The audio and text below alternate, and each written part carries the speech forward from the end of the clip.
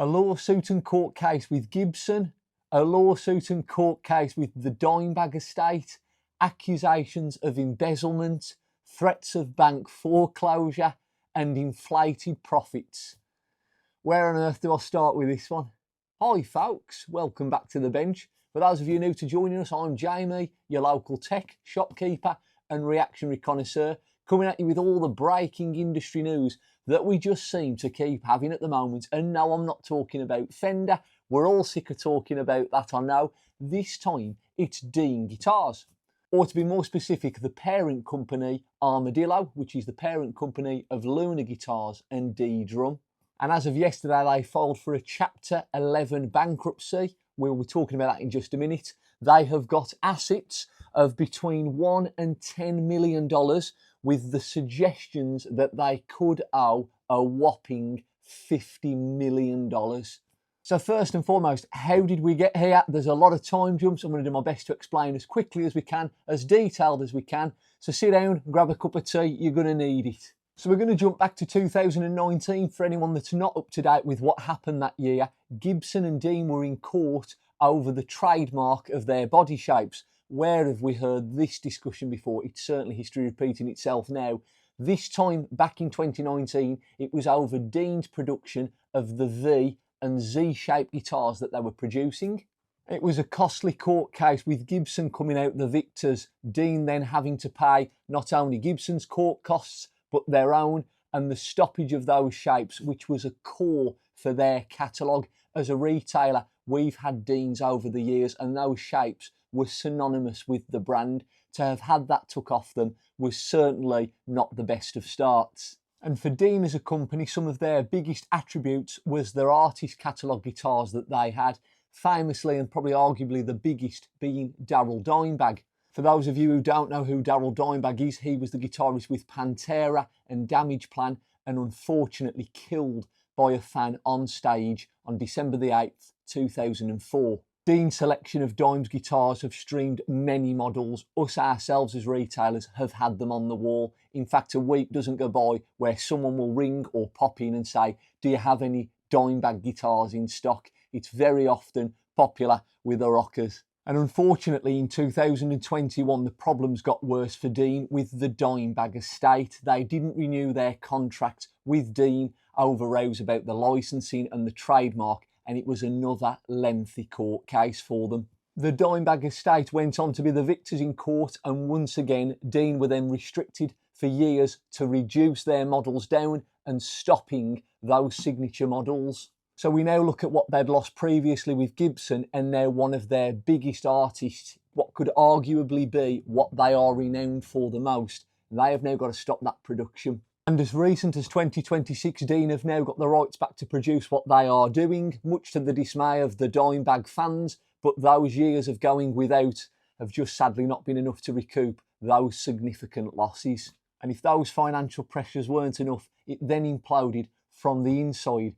Armadillo, the parent company, also having other estates and properties and businesses, and this now runs down to two people. There's Pamela Kerris Rubinson and her stepson Evan Rubinson, who have had a back and forth bat and ball game of he said, she said.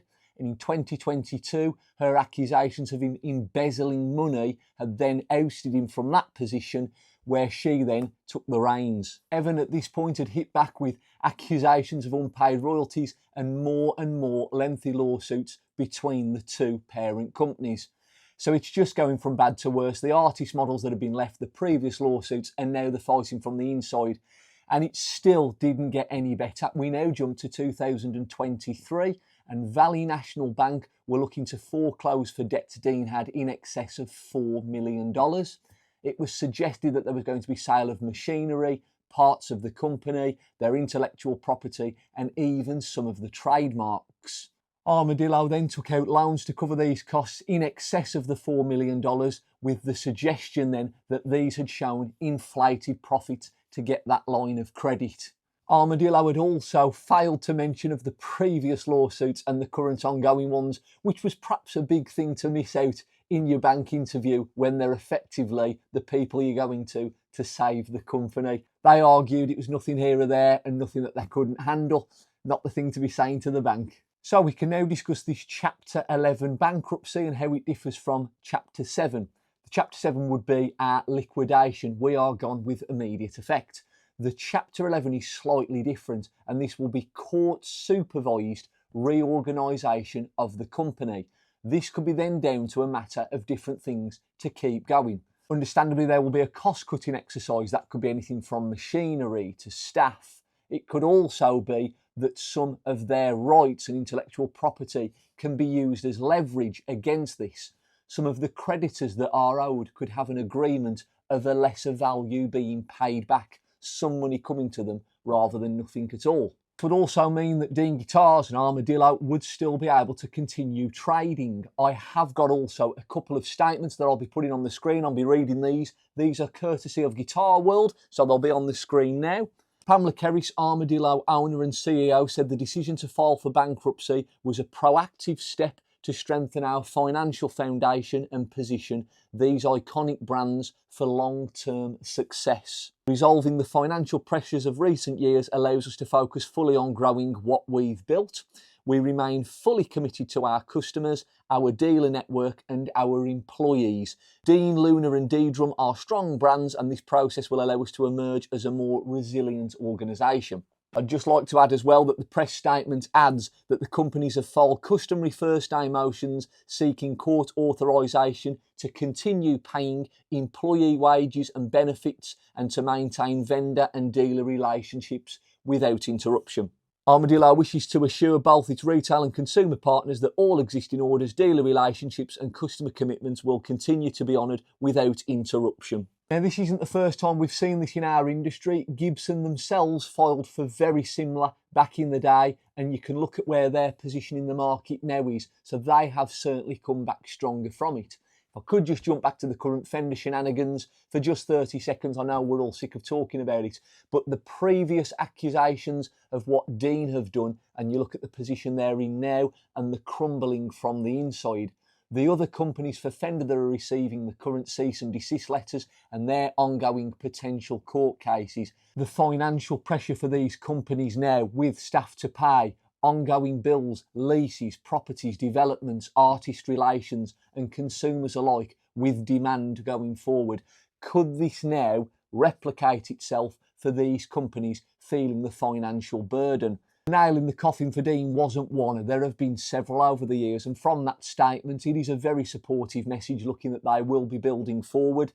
I'm not so sure. What do you guys think about it? What should happen? There is suggestion that the Dimebag estate should make an issue for purchase to get the name and trademark and have the guitars in their own name. There's also been some issues that Solar Guitars should be the people to take the line down as they could move forward. One thing is for sure, and that is between $10 million and $50 million being owed.